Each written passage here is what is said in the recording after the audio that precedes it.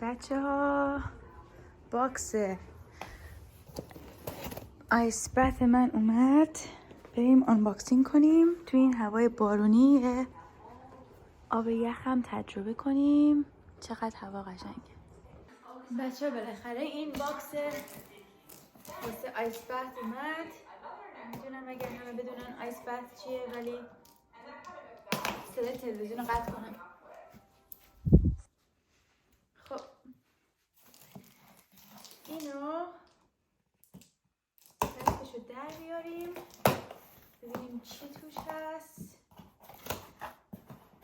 خیلی وقت منتظرش بودم، حتی قبلا این کار انجام دادم، ولی خب یه لحظه فکر کردم بگش اینه، گفتم من چجوری میخوام تو این آب بریزم. این توشه. این یه جورایی مثل استخر کوچولو هست.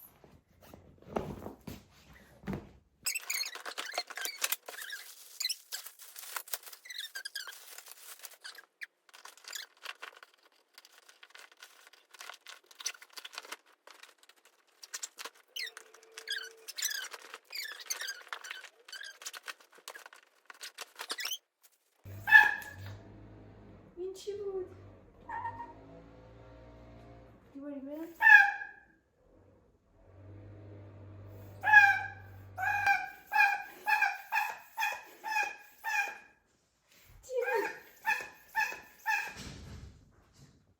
الان سگای من میاد. نه هارلو برو. صدای جیغ شنیدم، نگران شدم بچه ها. من یه لحظه اینا رو بکنم بیرون. بریم. خب اینو میبرم حیاط و بهتون نشون میدم که آبو پر میکنم و یخ میریزیم توش. خب بچه ها اینم داخل رو نشونتون بدم. توش اینجوری خیلی بزرگه. بعد آب میریزیم توش و بعد یخ.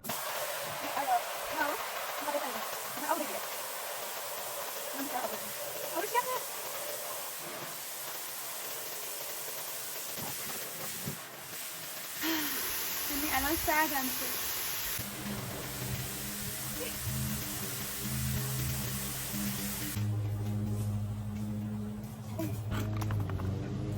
خب بچه اون روش دیگه که میخواستم استفاده کنم نشد. برمیگردیم سر روش اولمون.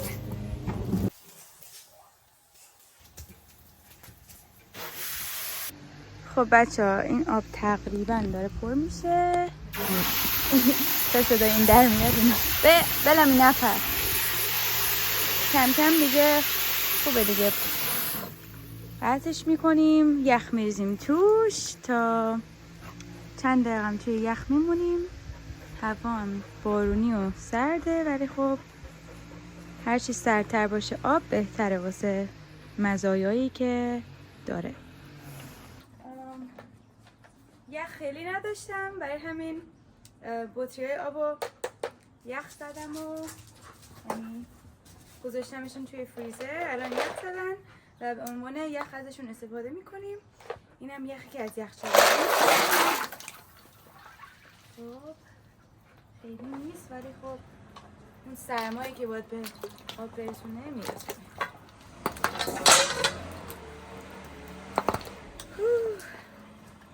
اوکی نگاش میکنم سردم میشه.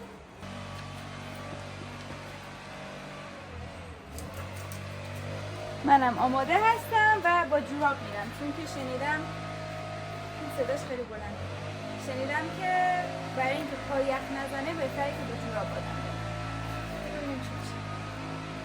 خب نفسای عمیق.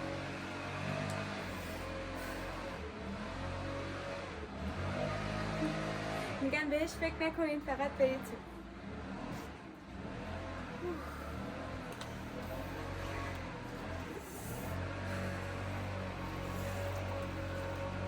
خیلی یخه. باید کامل برم میزنم.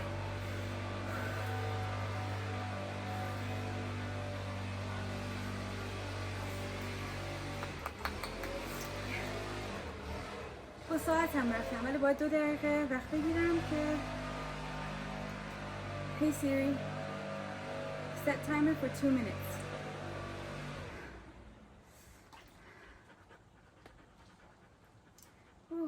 خیلی سرده. این بهش میگن شوک آب یخ، یعنی تراپی شوک آب یخ که بیشتر باید برم تو. خیلی سرده. ساعت هم میبرم تو مدام که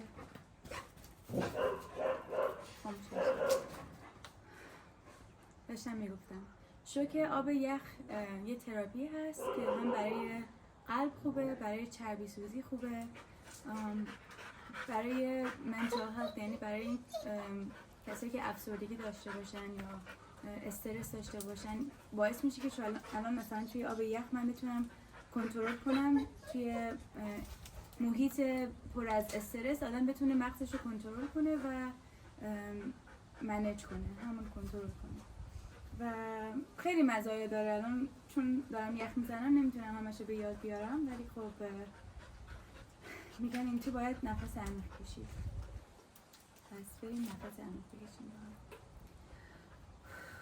دقیقه شد به این سری؟ شد. یه دونه زیر آبی میریم و تموم. دعا کنید بچه.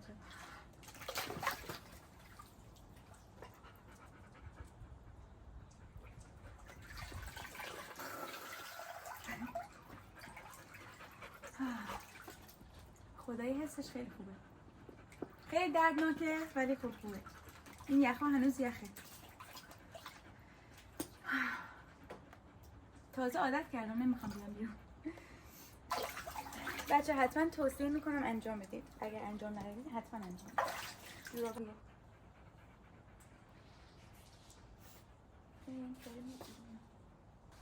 اینه دیگه میگیم حمام و تمام.